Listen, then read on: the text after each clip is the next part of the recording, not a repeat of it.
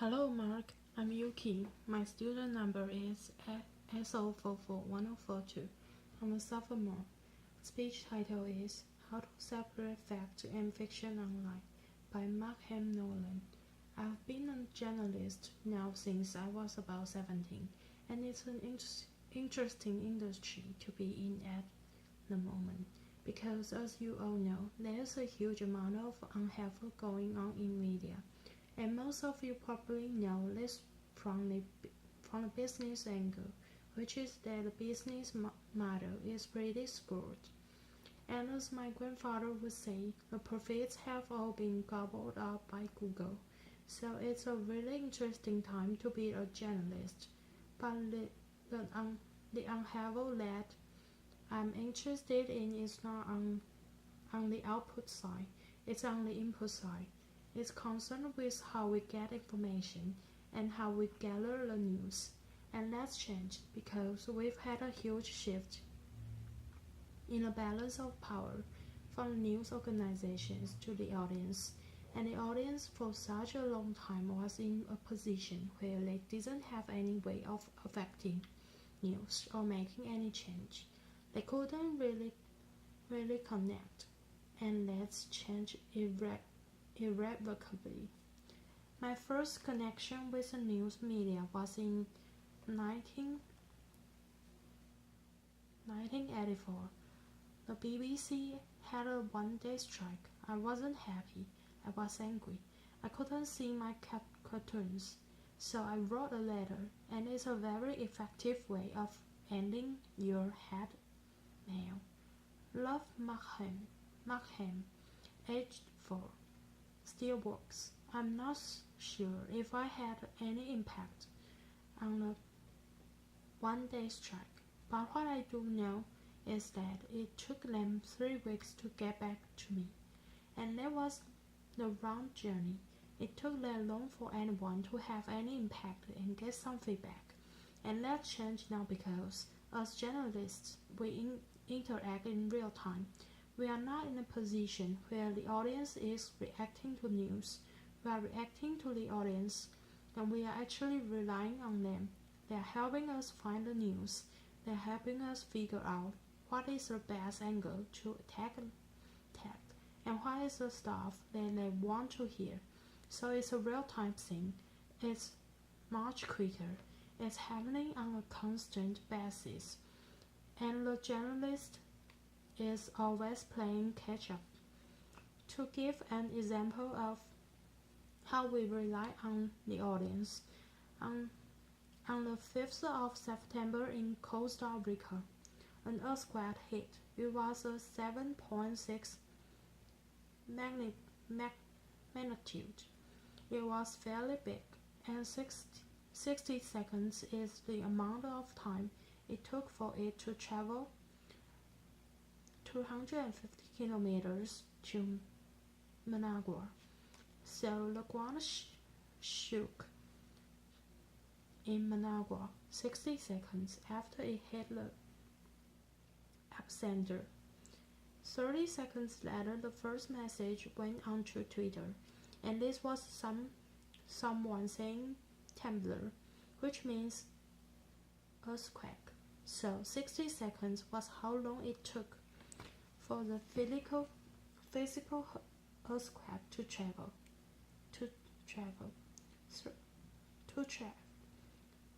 30 seconds later, news of that earthquake had traveled all around the world.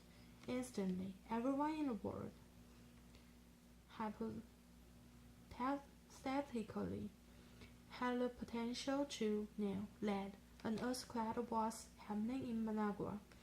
And that happened because this one person had a documentary instinct, which was to post a status update, which is what we all do know. So if something happens, we put our status update, or we post a photo, we post a video, and it all goes up into the cloud in a constant stream. And what it means is just constant, huge volumes of data going up, It's actually staggering. When you look at the numbers, every minute there are 72 more hours of video on YouTube. So that's every second more than an hour of video gets uploaded. And in photos, Instagram, 58 photos are uploaded to Instagram a second.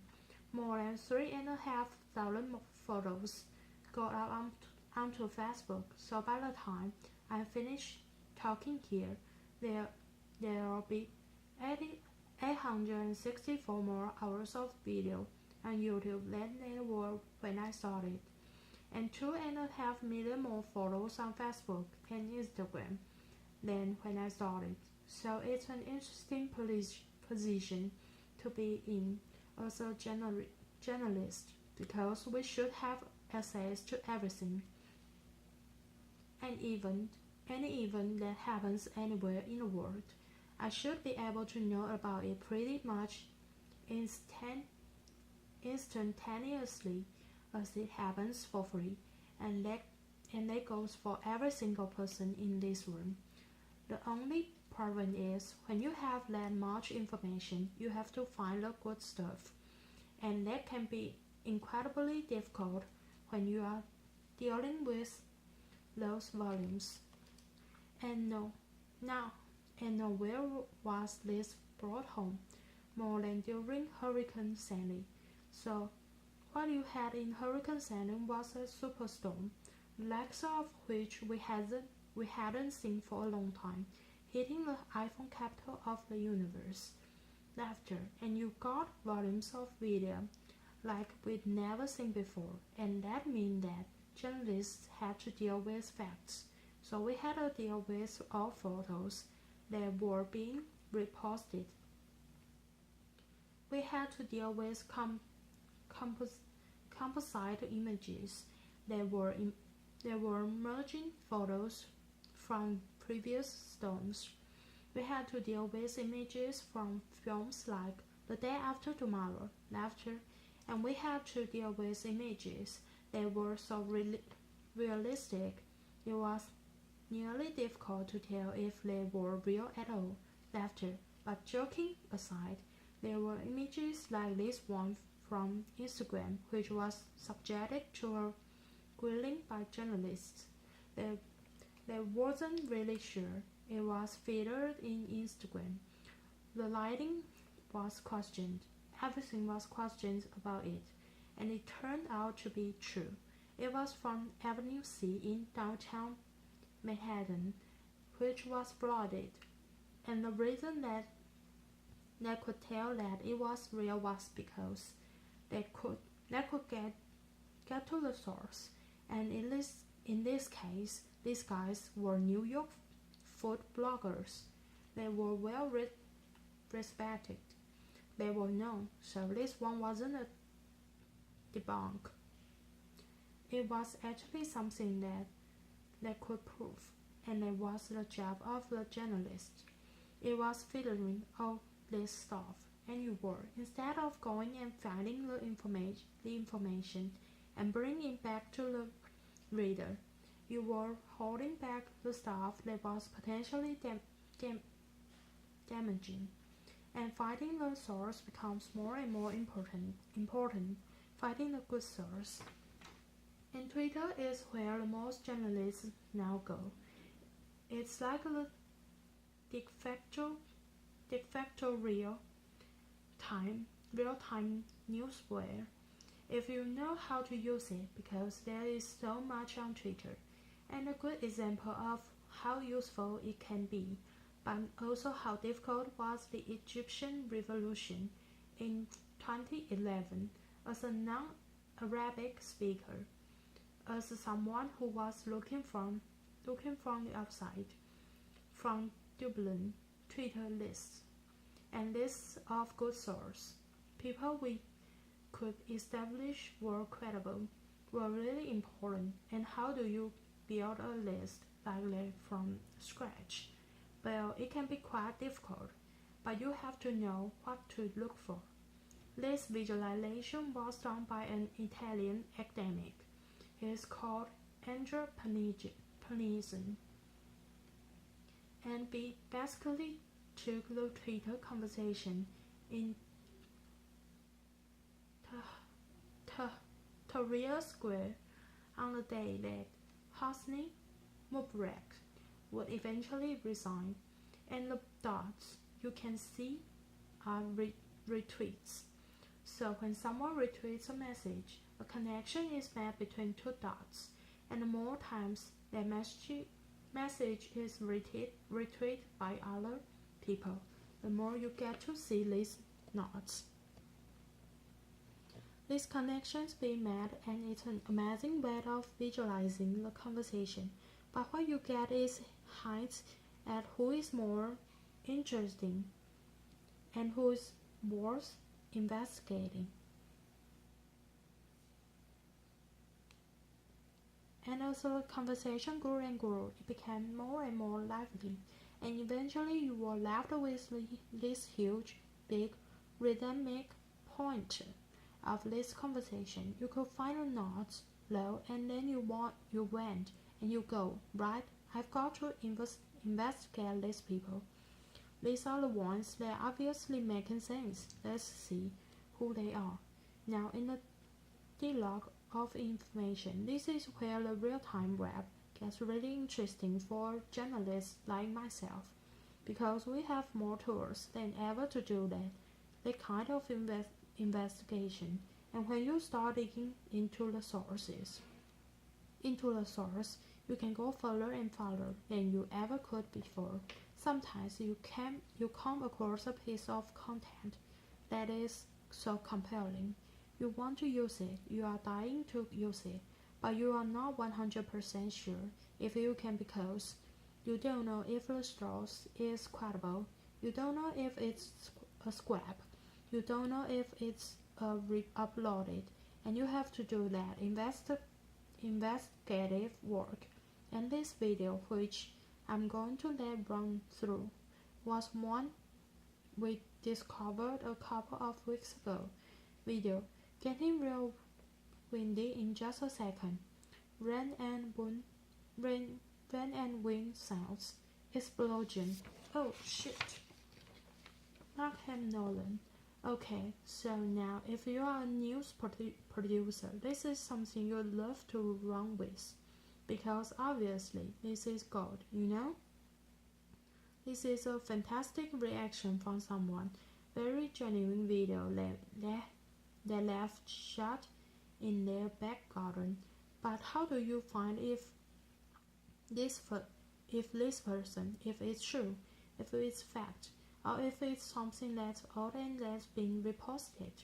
So we set about going to work on this video, and the only thing that we had to go on was the username on the YouTube account. There was only one video posted to that account, and the username was Rita Creel, and we didn't know if Rita exists or if it was a fake name, but we started looking, and we used free internet tools to do so. The first one was called Spokeo, which allowed us to look for Rita Creels. So we looked all over the US. We found them in New York. We found them in Pennsylvania, Nevada, and Florida. So we went and we looked for a second free internet tool called Boardphone Alpha. And we checked the weather reports for the day in which this video had been uploaded. And when we went through all those various cities, we found that in Florida there were thunderstorms and rain on the day. So we went to the white pages, and we looked through the radar clears in the phone book, and we looked through a couple of different addresses, and that took us to Google Maps, where we found a house. And we found a house with a swimming pool that looked remarkably like Rita's. So we went back to the video, and we had to look for clues that we could cross-reference. So if you look in the video, there's a big umbrella, there's a white lilo in the pool, There are some unusually rounded edges in the swimming pool, and there's two trees in the background. And we went back to Google Maps and we looked a little bit closer, and sure enough, there's the white lilo. There are the two trees. There's the umbrella. It's actually folded in this photo. Little bit of trickery.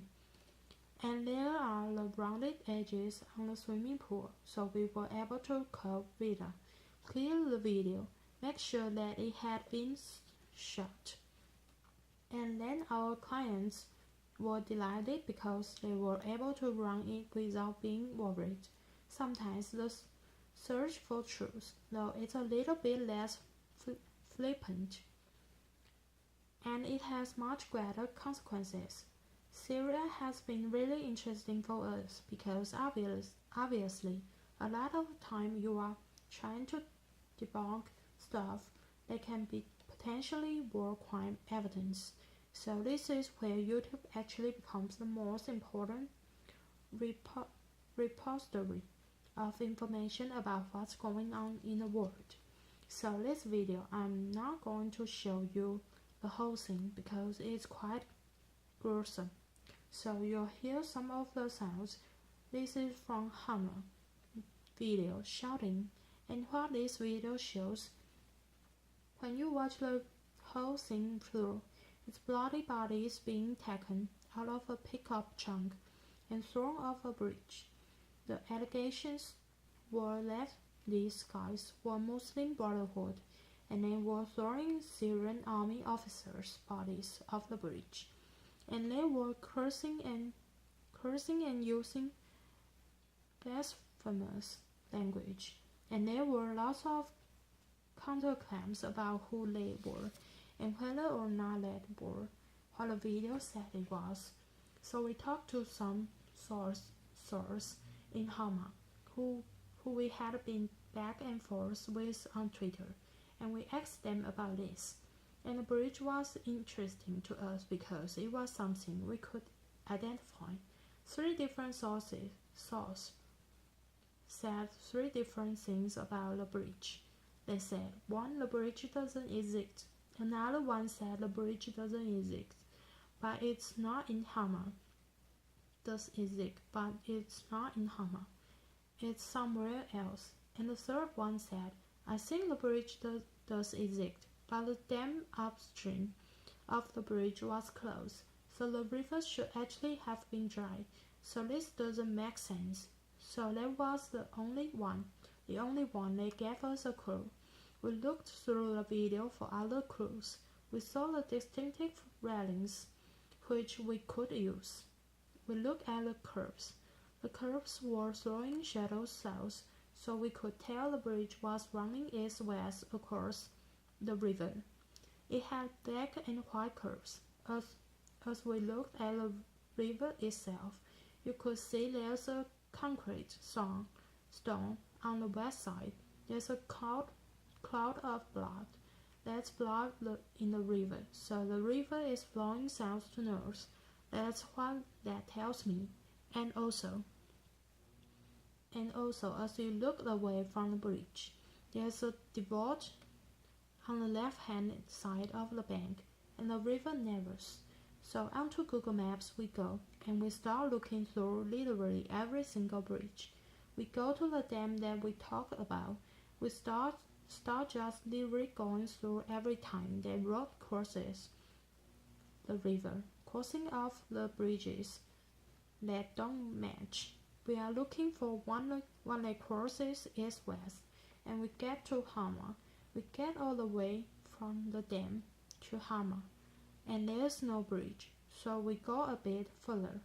We switch to the satellite view, and we find another bridge, and everything starts to line up.